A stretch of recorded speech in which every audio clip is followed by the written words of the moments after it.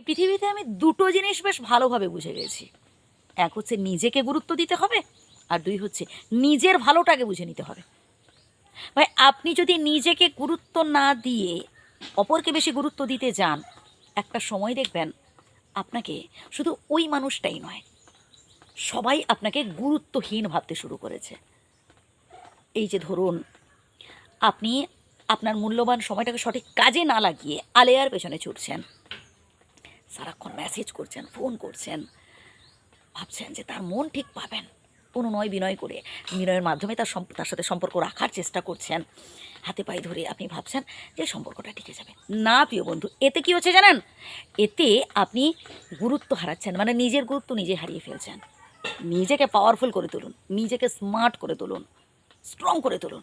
ভাই, যে পছন্দ করে না, যে গুরুত্ব দেয় না, কেন পড়ে আছেন তার পেছনে? ভাই, এই পৃথিবীতে ভাই ভালোবাসার মানুষের অভাব থাকে না ভাই, নিজেকে সেভাবে তৈরি করতে হয়।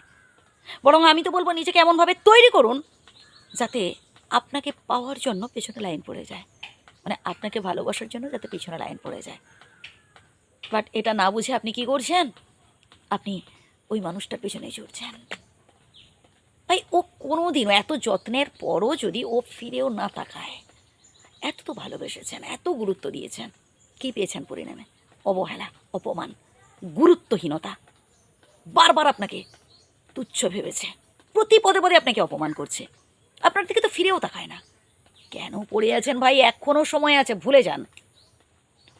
ও আপনাকে ঠকিয়ে অন্য আরেকজনের সাথে দিব্যি সুখে সংসার করছে, আর আপনি কি করছেন? নস্টালজিয়ায় ভুগছেন। তার ওই সব স্মৃতিগুলো আঁকড়ে, মানে আপনি না কোনো কাজে ঠিকঠাক মন দিতে পারছেন, না কোনো কাজ ঠিকঠাকভাবে করতে পারছেন। আপনি তো নিজের ভবিষ্যৎ নিজেই নষ্ট করতে বসেছেন। যাকে যা হয়েছে বাদ দেন, এবার থেকে এই কথাগুলো শোনার পর থেকে ভাই নিজেকে চেঞ্জ করুন। নিজেকে নিয়ে ভাবতে হবে ভাই এবার। যে গুরুত্ব দেয় না তাকে কোনো প্রয়োজন নেই গুরুত্ব দেওয়ার, আমার তো মনে হয়। ভাই, একটা সময় আপনি আপনার পরিবারকে কি বলেছিলেন?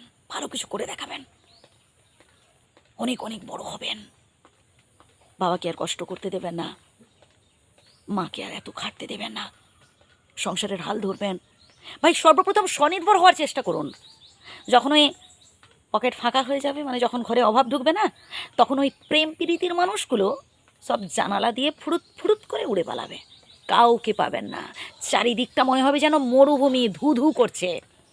এত মানুষজন থাকা সত্ত্বেও আপনার মনে হবে যে আমি কোথায় আছি, এটাই বাস্তব। কারণ তখন আপনার সময় খারাপ, তাই। বাদ দেন, এবার থেকে, এখন থেকে নিজেকে চেঞ্জ করে ফেলুন, মাথা উঁচু করে বাঁচুন, আবারও স্বপ্ন দেখা শুরু করুন, এবং ওই সব মানুষগুলো যারা আপনাকে প্রতি পদে পদে অপমান করেছে তাদের যোগ্য জবাব দিন কর্মের দ্বারা। ভালো থাকবেন।